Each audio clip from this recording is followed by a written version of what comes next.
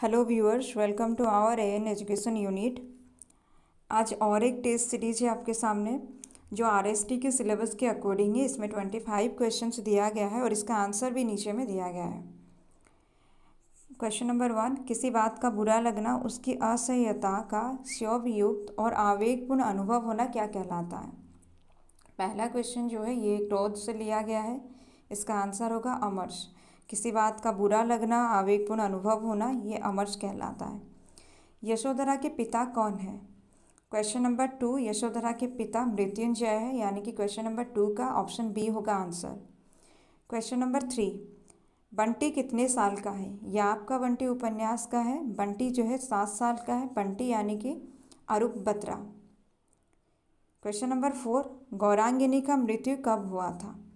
गौरांगिनी का मृत्यु कैसे हुआ था दिया गया है, जैसे कि उसका सुई जो है उसको खिला दिया गया था, जिस वजह से उसका मृत्यु होता है। और मृत्यु जो है सुबह का 4 बजे, ब्रह्म मुहूर्त सुबह का 4 बजे उसका मृत्यु होता है।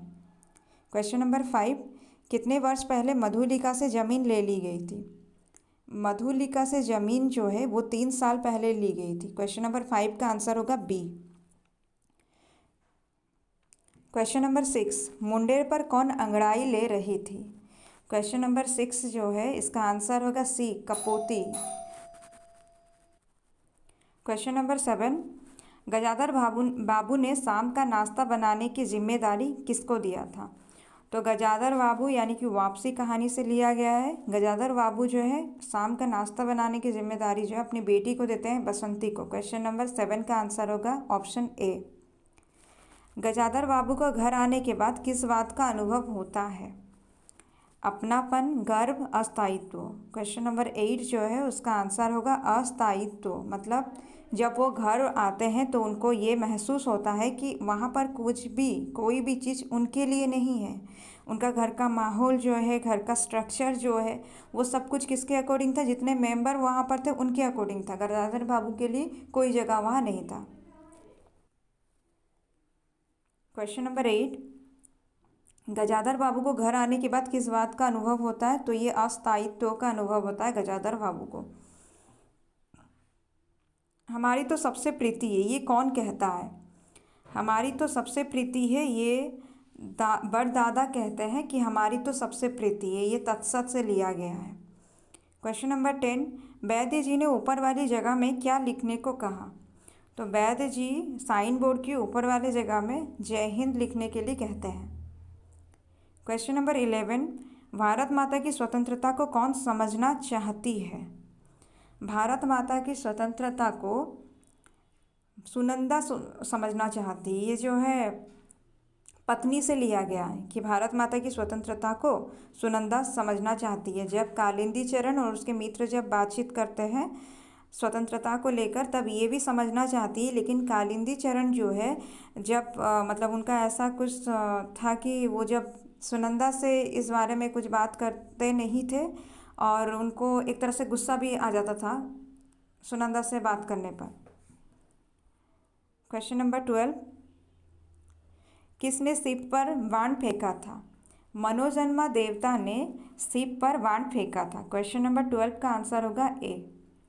क्वेश्चन नंबर 13, कला का आधार तो है विश्वास और शिक्षा का संदेह।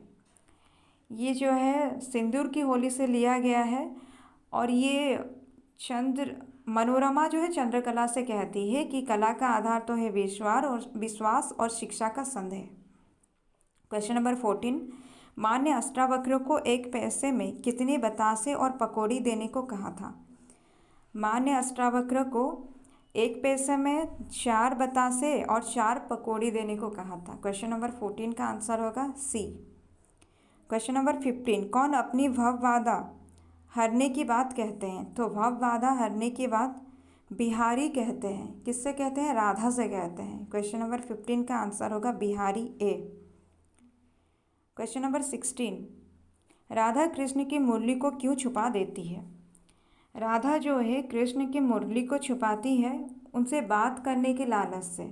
वहाँ पर दिया गया है, जो पंक्ति है उसी में दिया गया है कि राधा जो है कृष्ण का मुरली को छुपाती है, सिर्फ इसीलिए कृष्ण का मुरली को छुपाती है क्योंकि वो चाहती है कि कृष्ण से बात करें। क्वेश्चन नंबर 16 का आंसर होगा बी। क्वेश्चन नंबर 17, निराला ने तोड़ती पत्थर कविता के माध्यम से किसका तमतमाता रूप का वर्णन किया है। तो ये जो तोड़ती पत्थर में दिया गया है कि तमतमाता रूप जो है दीवा का तमतमाता रूप, यानी कि 17 नंबर का आंसर होगा बी। क्वेश्चन नंबर 18 का आंसर है किसमें नई जवानी आई थी। ये कविता जो है, कविता से ये लिया गया है कि किसमें नई जवानी आई थी, झांसी की रानी से लिया गया है। बूढ़े भारत में नई जवानी आई थी। 18 नंबर क्वेश्चन का आंसर होगा सी। क्वेश्चन नंबर 19, वह पुरानी तलवार कब चमक उठी थी। वो पुरानी तलवार जो है ये सन 57 में चमक उठी थी, यानी कि 19 का आंसर जो है सी होगा इसका आंसर। क्वेश्चन नंबर 20, अब की में जी भर छू पाया। तो अब की में जी भर छू पाया जो है ये 3 ऑप्शन दिया गया है, मौलसरी के फूल, सुनहली फसल, गांव की धूल। ये तीनों में से आंसर होगा गांव की धूल।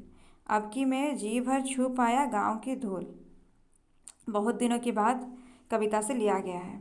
क्वेश्चन नंबर 21, घरों को छोड़कर कौन चले गए थे। लोग, बच्चे, दहरी और चौखट। तो घरों को छोड़कर चले गए थे कौन, दहरी और चौखट। क्वेश्चन नंबर 22, अशोक की कितनी पत्तियों के भक्षण से संतान कामना फलवती होती है। क्वेश्चन नंबर 22 का आंसर होगा सी 8। 8 पत्तियों के भक्षण से संतान कामना फलवती होती है। क्वेश्चन नंबर 23, साधारणतः विलासी और उर्वरता के जनक देवता माने जाते हैं। मतलब कौन है जो विलासी और उर्वरता के जनक देवता माने जाते हैं। ये होगा यक्ष और यक्षिणी। क्वेश्चन नंबर 24, विशाल देव को किसके पास भेजा गया था। विशाल देव को भेजा गया था कुमारगिरी के पास और श्वेतांग को भेजा गया था बीजगुप्त के पास। इससे आप याद ऐसे भी रख सकते हैं कि श्वेत बीज और विशाल गिरी। तो विशाल देव को कुमारगिरी के पास, श्वेतांग को बीजगुप्त के पास। गौरा को लेखिका के आने की सूचना कैसे मिलती है। जब लेखिका गौरा के पास आती है तो उनको गौरा को कैसे पता चलता है कि लेखिका आ रही है। तो ये पैरों की आवाज़ से, लेखिका के पैरों की आवाज़ से ये पहचान जाती है कि लेखिका आ रही है उसके पास। ये जो 25 क्वेश्चन है इसका यहाँ पर आंसर दिया गया है। उम्मीद है आप लोगों को समझ में आया होगा। और अगर कोई भी दिक्कत है, कोई भी डाउट है तो आप कमेंट के थ्रू बता सकते हैं। और अगर आप चाहते हैं कि किसी भी टॉपिक पर या किस टॉपिक पर टेस्ट सीरीज़ लाया जाए जो आप लोगों को लगता है कि उस पर आने पर आप लोगों को फ़ायदा मिल सकता है ज़्यादा, तो आप लोग कमेंट के थ्रू बता सकते हैं।